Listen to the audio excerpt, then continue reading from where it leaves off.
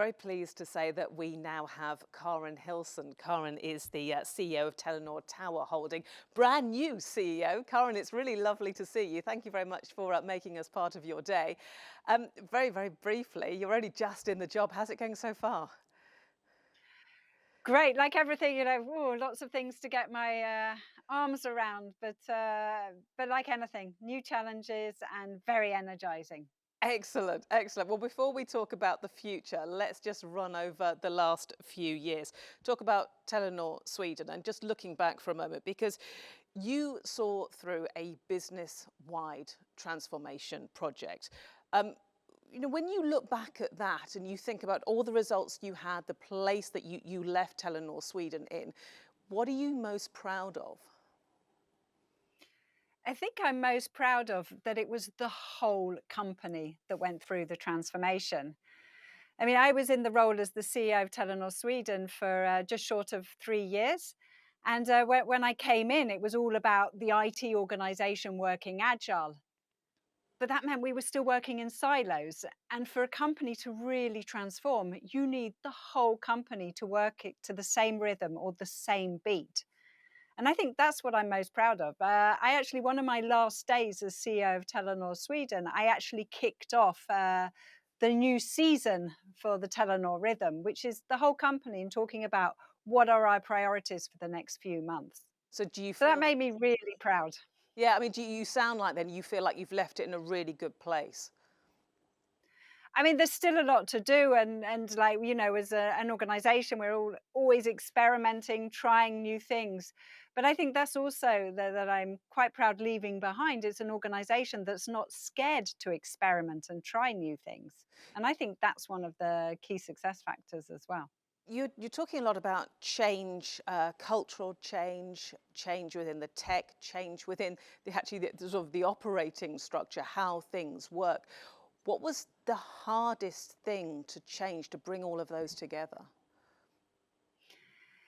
I think that the hardest thing was, a lot again was around business agility and working agile. But when the pandemic hit us, the COVID-19 pandemic, it sort of put a lot more pressure on us as an organization. And I actually then stopped a lot of projects and sort of really had a relook at things. And the organization then was challenging me back, saying, "But don't you believe in working agile anymore?" And I said, no, no, what I see now is that we need to be even clearer with our priorities, with our direction. We had a big IT project as an example, and I saw that it was sort of spinning a bit out of control.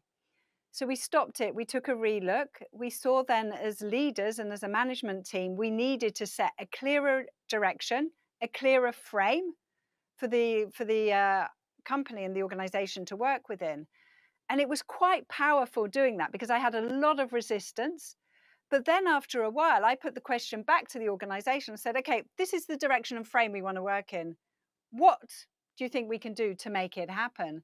And all of a sudden, the organization was empowered to work within this framework, and they started solving the problems together across IT and the business areas. And that was really, really powerful. So it went from resistance to really engagement and motivation in solving these issues together. I'm sure there'll be lots of people listening to you now and hearing that word resistance, which, you say you managed to overcome. So what did you do? How did you break through that and turn something that resistance can sound like a very negative word into a very positive Mm. experience? And it was a positive experience, but a lot of learnings along the way. And I think one of the learnings I take with me, we were very focused on how to organize the company. But it sort of hit me, no, but it's all how we lead and what the governance is. And governance sounds such a boring word. And when you put it in, it's like everything around governance is sort of everybody almost like, oh, don't mention that when we're trying to work agile. But we actually found we launched an initiative project called the Way of Work Governance. And what it actually did then, again, it was to help leaders on how to set the frames, how to set the direction. And through this, we had Telenor Rhythm was born. And what the Telenor Rhythm is that we started our what we call our big room planning, which was a few IT teams, back sort of 2 years ago. And this then became more and more teams became involved. And I was asked to present the strategy here, the company strategy. And I said, but wait a minute, I'm only addressing like half the company here. Like the whole company should be involved in this. And the whole company needs to be able to execute on our strategy. So this is then where the Telenor Rhythm became then our vehicle for strategy execution. And I think through this, again, another thing I'm quite proud of is that IT was always seen as the problem child or the bottleneck. But again, IT then became the value driver. That's where the innovation lied. And we saw then the business and the IT teams working so closely together with the rest of the company to really then deliver on our strategic priorities and goals. It sounds like you had a real evolution within the culture of how actually different parts of the business viewed other parts of the business. And that's no mean feat to change, because sometimes these have been ingrained over, working practices for many, many years. Mm. And I think one of the things we set a common goal for the company to be the fastest from insight to impact. How can we take a customer problem and actually reduce the number of days to solve that customer issue? And I think one example, a story I love to share, and it's something that really proved that it started to work in Telenor Sweden, was one of the guys in the stores in our stores sort of shared this story that a customer came into the store and showed that he had a problem on his Telenor app. The store guy then knew who in the organization to call, and then they got a small team together. By the end of that day, by the evening, that bug in the app had been fixed. So we managed within one day to actually take insight to impact and actually make an impact with our customers. And this is how we really have as an ambition now in Telenor Sweden to continue to have that as a company-wide priority, be the fastest from insight to impact for our customers. And is that something, in the way that you put that together and that being a priority, is that something that you think um, other companies, other parts of the industry could actually do better to follow? I know sort of better to follow, but I think, I mean, at the end of the day, our companies are really to give our customers these sort of smooth experiences. And so we need to work together. And I believe this is it should be a key driver to have. Mm. Let's talk about how you change the culture. Within that cultural change, how you get different people on board. Let's talk about diversity and inclusion. How do you go about putting teams together and ensure that you have that sort of balanced business approach that comes right from the teams at the very beginning? Mm. I would say there's two things. One thing is around psychological safety, and the other is around daring to experiment.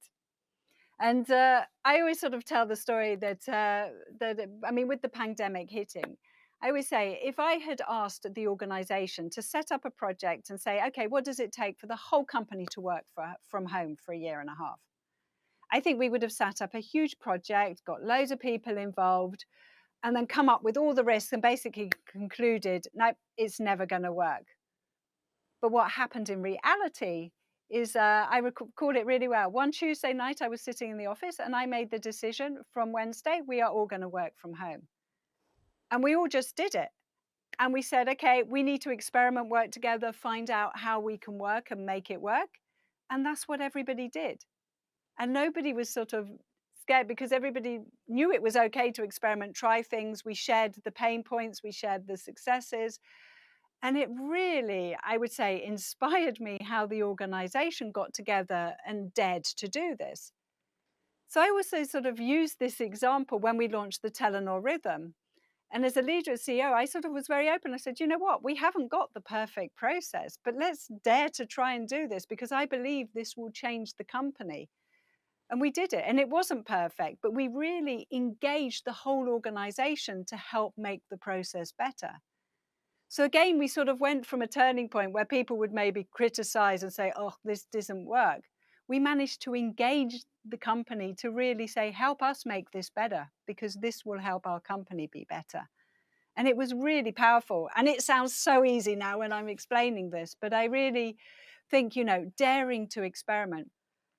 But then around psychological safety is also, as a leader, showing both, the vulnerabilities that you haven't got all the answers, but it's also, really giving the space and room for people both to reach out to you, but also, that they can back to that, feel comfortable that they can dare to do things, and it's okay if things don't go right as well. I have to say, Karen, I wonder how much sleep you got on that Tuesday evening after making that decision of what was going to change.